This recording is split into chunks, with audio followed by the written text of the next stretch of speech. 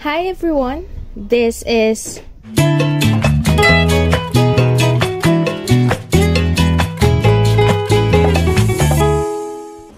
Hello madlang people, mabuhay! Welcome sa first episode ng ating Warrior Talks, Bumoses Kabe!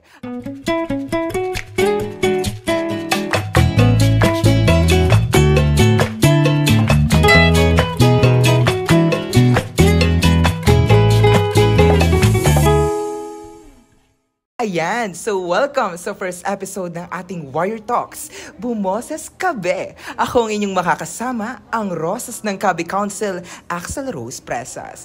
So ang topic natin for today's episode ay thoughts ng ating first year Kabe students ngayong academic year. So at this moment, maghahanap tayo ng ating makakatsikahan.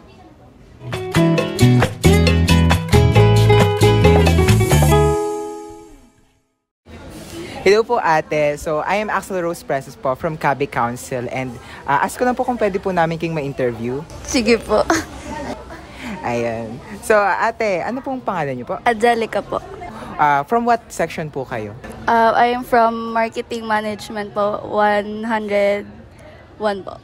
101. So, parang kinakabahan po kayo? Opo. So, huwag po kayong kabahan. Konti na naman po ang tanong na ito. So, how was your first month po na pag-stay dito po sa Bat State Yulipa? Okay naman po, pero nakaka-culture shock po. Bakit po nakaka-culture shock? Kasi I am from, private school po, tapos parang nakaka-culture shock po yung mga prof po. Kasi dito, di ba, sa university, madami ka nakakasalumuhang tao, and sabi mo nga, mahiyain ka. So, were you able to make friends na ba already? Yes po, very comfortable po yung mga kaklase ko po ngayon. Chinichika ka ba nila? Opo. Ganito kasi sa university, chikahan lang. Ano?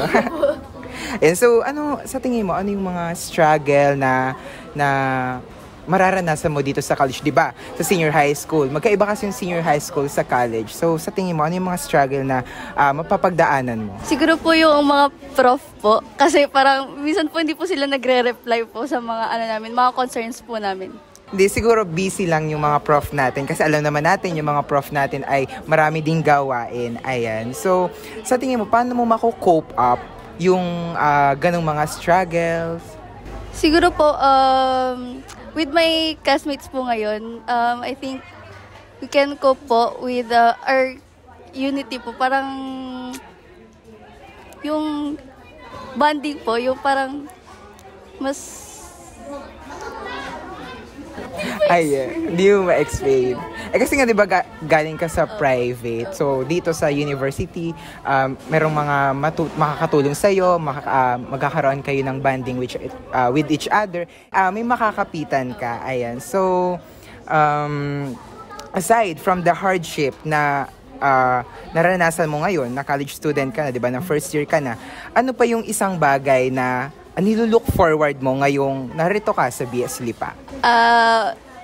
More friends po, tas more memorable experience po, ganun.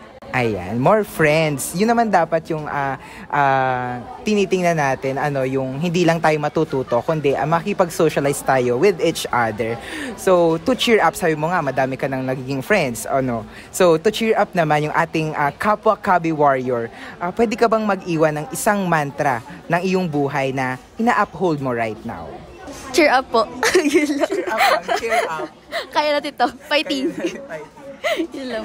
Ayan, so lastly, one word to describe. Ano ang nararamdaman mo ngayon? Nice. Nice. Thank you very much po.